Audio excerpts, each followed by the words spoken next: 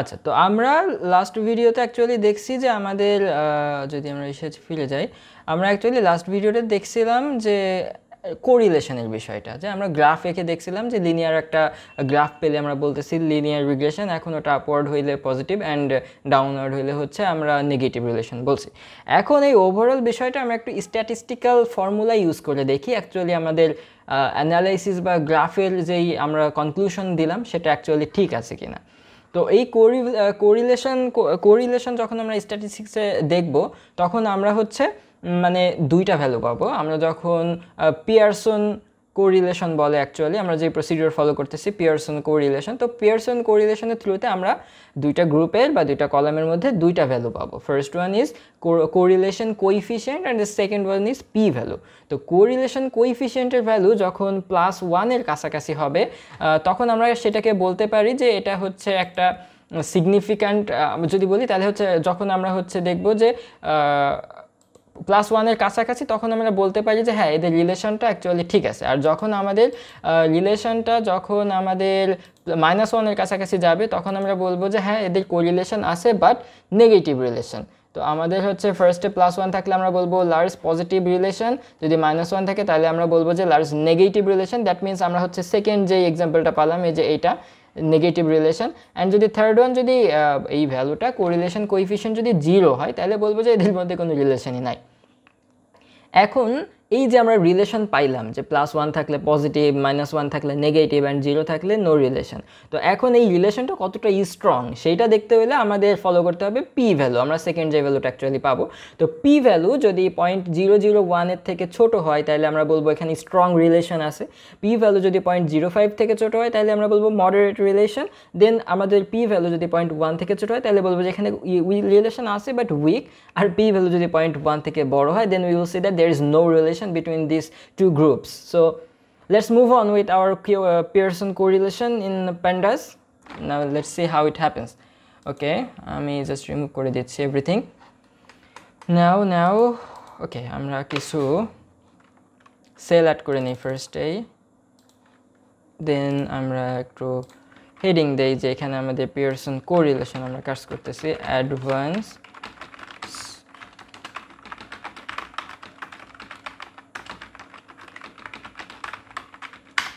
ওকে কুল, তাইলে আমরা এখন কাজ করব আগের একটা এক্সাম্পলই আমরা দেখি। আমরা হচ্ছে ফার্স্টে যেটা দেখেছিলাম যে ইঞ্জিন সাইজ অ্যান্ড প্রাইস, ওই দুটোর রিলেশনই আমরা দেখি।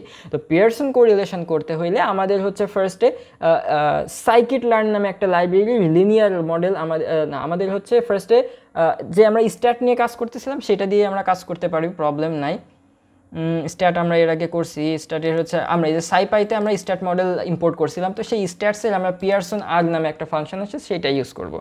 তো আমাদের যখন আমরা কোরিলেশন চালাবো তখন হচ্ছে আমরা দুইটা ভ্যালু পাবো অ্যাকচুয়ালি, একটা হচ্ছে পিয়ারসন কোইফিশিয়েন্ট অ্যান্ড সেকেন্ড হচ্ছে পি ভ্যালু। আমরা হচ্ছে এই দুইটা ভ্যালু পাবো আউটপুট হিসেবে। তো আমরা ফার্স্টেই দেখি এখন আমাদের কী করতে হবে। স্ট্যাটস আমরা এর আগে ইম্পোর্ট করে নিয়েছি স্ট্যাটস, তো স্ট্যাটসের একটা ফাংশন হচ্ছে পিয়ারসন আর। তো এই পিয়ারসন আর এর মধ্যে আমাদের দুইটা প্যারামিটার যাবে। দ্য ফার্স্ট ওয়ান ইজ হচ্ছে আমাদের যেটা ইঞ্জিন সাইজের কথা আমরা বললাম সেটা engine size, and the second one is data frame থেকে আমাদের যাবে প্রাইস, আর কিচ্ছু না। তাইলে আচ্ছা আমি একটু ব্র্যাকেট দিয়ে উল্টাপাল্টা করে ফেলছি, প্রাইস। ওকে কুল, তো আমাদের এখানে পিয়ারসন কাজটা খুবই সিম্পল। আমরা একটু রান করে দেখি ফার্স্টে। এবার আমাদের আসতেছে হচ্ছে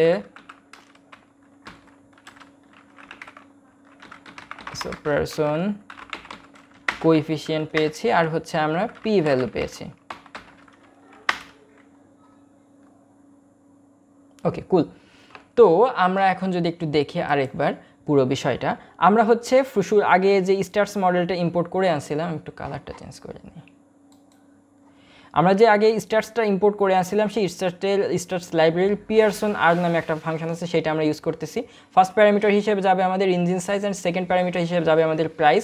তো পিয়ারসন কোইফিশিয়েন্ট এই প্রোগ্রামটা রান করার পর আমরা দুইটা ভ্যালু পাচ্ছি। ফার্স্ট হচ্ছে Pearson coefficient and the second one is P value. Here we can see that the Pearson coefficient is quite close to +1.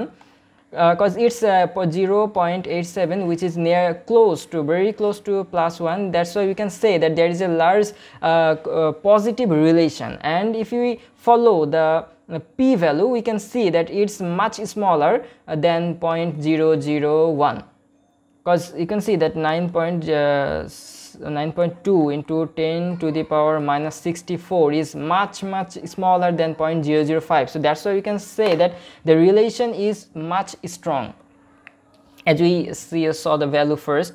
So that's all for Pearson correlation, just the regular function Pearson R from stats library, and the two parameters here are the engine size and the price from data frame, and then we get two values, Pearson coefficient and p value, and then we can justify the relation based on the values. And now let's see the relation, the simple linear regression. আচ্ছা, simple linear regression দেখার আগে আমরা কিছু ধারণা নিয়ে নেই।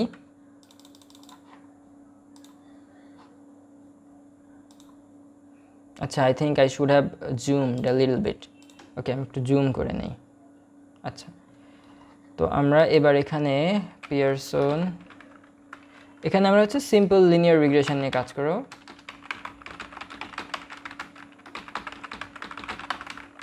SLR, cool.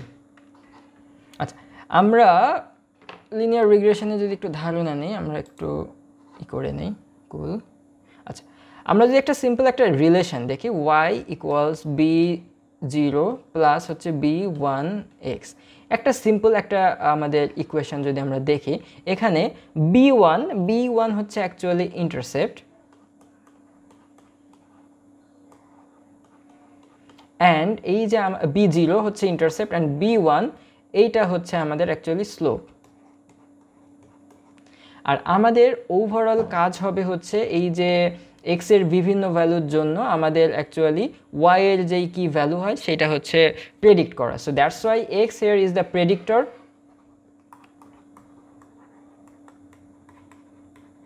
and y is actually the target. That's what we are going to predict actually. So you can get the point যে আমরা হচ্ছে অ্যাকচুয়ালি এইরকম একটা রিলেশনে আমরা x এর বিভিন্ন ভ্যালুর জন্য y এর ভ্যালু কি হয় সেটা অ্যাকচুয়ালি প্রেডিক্ট করব। তো এখন আমরা দেখি কিভাবে কি করা যায়। আমরা ফিরে যাই এসে। আচ্ছা, তো আমরা লিনিয়ার রিগ্রেশন করার জন্য আমাদেরকে আমরা যেই মডেলটা করতে পারি, আমরা এখন লিনিয়ার রিগ্রেশনটা আমাদের হাইওয়ে এমপিজির সাথে প্রাইসের একটা রিলেশন আমরা দেখি যে হাইওয়ে এমপিজি কত হইলে আমাদের সেই গাড়ির প্রাইস কত হবে, এরকম একটা মডেল আমরা ডেভেলপ করতে পারি কিনা দেখি। যে আমরা হচ্ছে ইনপুট হিসেবে হাইওয়ে এমপিজি দিলাম বা হাইওয়ে মাইলেজ দিলাম, সেটার আউটপুট হিসেবে আমাদের গাড়ির প্রাইসটা দিবে। So it's quite interesting, right? So আমরা যখন শুরু করব, তো আমাদের হচ্ছে ফার্স্টেই একটা লাইব্রেরি ইম্পোর্ট করে নিতে হবে। আমরা হচ্ছে scikit-learn নামে একটা প্যাকেজ আছে, সেই প্যাকেজে লিনিয়ার মডেল নামে একটা লাইব্রেরি আছে, এবং সেখান থেকে আমরা লিনিয়ার রিগ্রেশন নামে একটা ফাংশন আছে, সেইটা ইউজ করে অ্যাকচুয়ালি ওভারঅল এই লিনিয়ার রিগ্রেশন বা প্রেডিকশনের কাজটা করব। তো আমরা ইম্পোর্ট করি ফার্স্টে। তো আমাদের প্রথম স্টেপ হচ্ছে আমাদের ইম্পোর্টিং। এখানে আমরা ইম্পোর্ট করতেছি ফ্রম sklearn.linear model। এখান থেকে ইম্পোর্ট হচ্ছে ইম্পোর্ট রিগ্রেশন। তাইলে আমরা হচ্ছে scikit-learn-এর লিনিয়ার মডেল থেকে আমরা ইম্পোর্ট করতেছি অ্যাকচুয়ালি লিনিয়ার রিগ্রেশন। এখন এই লিনিয়ার রিগ্রেশন ইম্পোর্ট করার পরে আমরা এটার একটা অবজেক্ট ক্রিয়েট করে নিই। সেকেন্ড অপশন হচ্ছে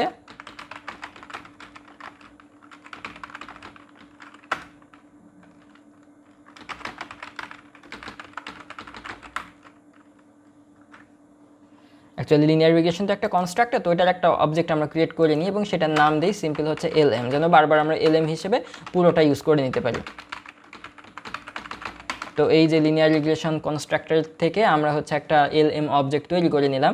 এইবার হচ্ছে আমাদের ভ্যারিয়েবলগুলো নিয়ে কাজ করা, বা হচ্ছে আমাদের কোন কোন ভ্যালু হবে সেটা নিয়ে কাজ করা।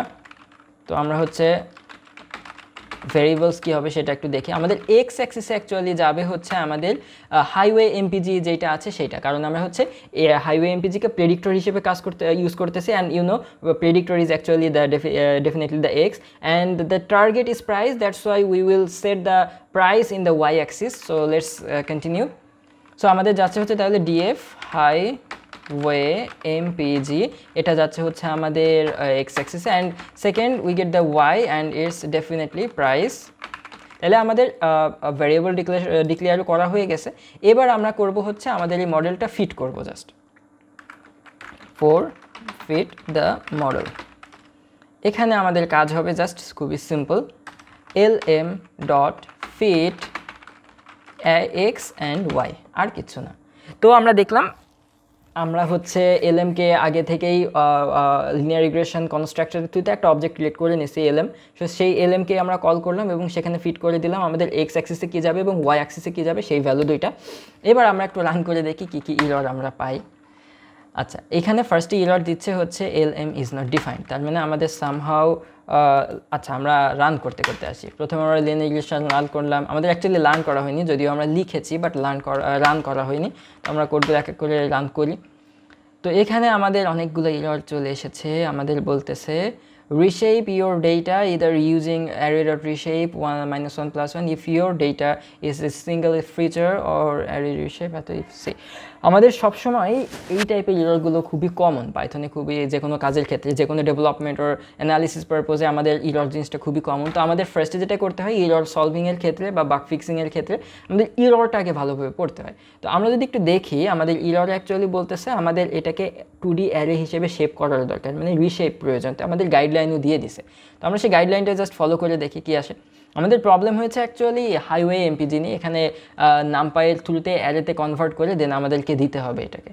তো আমরা সেটাই ফলো করি। তো আমরা যদি সেটা করি তাহলে অ্যাকচুয়ালি আসে X equals NP dot array এবং সেখানে যাবে হচ্ছে ডিএফ হাইওয়ে এমপিজি। জাস্ট আমাদেরকে ইররে যা যা বলছে আমি সেটাই ফলো করতেছি। অ্যান্ড ফাইনালি বলছে হচ্ছে রিশেপ করতে, রিশেপ করে আমাদের -1 অ্যান্ড হচ্ছে 1 এই দুটা ভ্যালু আসবে। তো আমি হচ্ছে এনপি অ্যারের থ্রুতে অ্যারেতে কনভার্ট করে জাস্ট 2D অ্যারেতে কনভার্ট করে নিলাম যেভাবে বলছে। এবার এন্টার করে দেখি এই যে আমাদের রিলেশন রান হয়ে গেছে।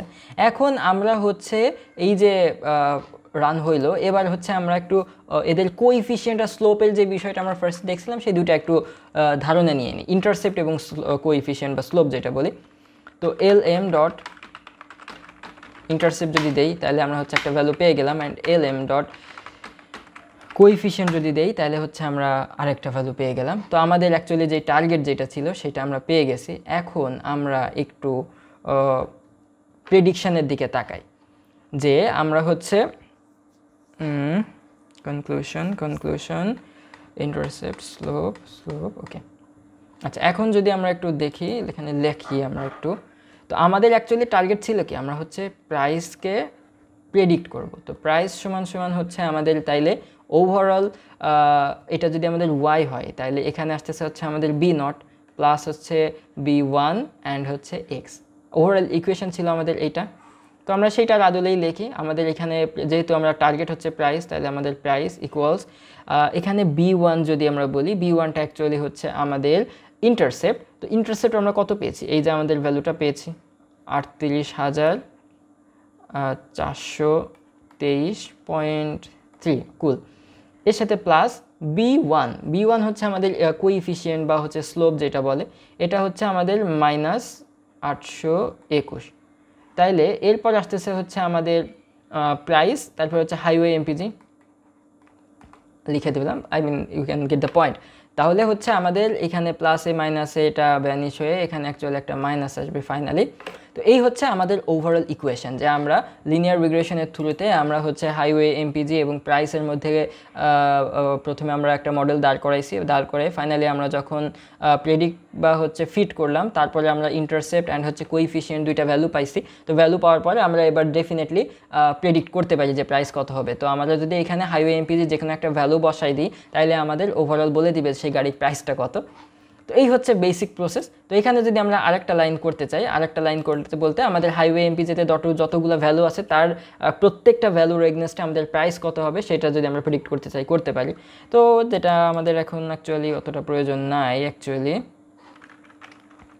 lm ডট প্রেডিক্ট, এখানে যদি একটা ভ্যালু কিছু আসে lm ডট প্রেডিক্ট, আমরা যদি এখানে এক্স দেই তাইলে আমরা দেখতে পারবো যে আমাদের হাইওয়ে এমপিজি কলামে যতগুলো ভ্যালু আছে প্রত্যেকটা ভ্যালুর এগনেস্টে আমাদের গাড়ির প্রাইস কত হবে সেটা দেখাচ্ছে। যেমন একদম ফার্স্ট ভ্যালু যেটা ছিল সেটার জন্য এখানে প্রাইস দেখাচ্ছে অ্যাকচুয়ালি 16,336। আমরা দেখি একদম ফার্স্ট ভ্যালু কত ছিল এবং তার এগনেস্টে প্রাইস অ্যাকচুয়ালি কত আইছে, আদৌ ঠিক আছে কিনা। তো হাইওয়ে এমপিজি কই গেল, তো খুঁজে পাচ্ছি না ভাই। এই যে হাইওয়ে এমপিজি ছিল 27, সেটার এগনেস্টে প্রাইস ছিল 13,495, বাট অ্যাকচুয়ালি আমাদের মডেলে দেখাইছে প্রাইস আসছে হচ্ছে আমাদের কত, 16,223। তো মডেলে ভুল হইতেই পারে অ্যাকচুয়ালি, কারণ আমাদের এখানে জাস্ট একটা কলামের উপর ডিপেন্ড করে আমার মডেল দাঁড় করেছে। এখন আমাদের মাল্টিপল প্যারামিটার যতগুলো কলাম আছে সবগুলো কম্বাইন করে যখন আমরা বড় একটা মডেল দাঁড় করবো তখন প্রেডিকশন আরও বেশি স্ট্রং হবে। তো এটা ছিল আমাদের লিনিয়ার রিগ্রেশন বা সিম্পল লিনিয়ার রিগ্রেশন।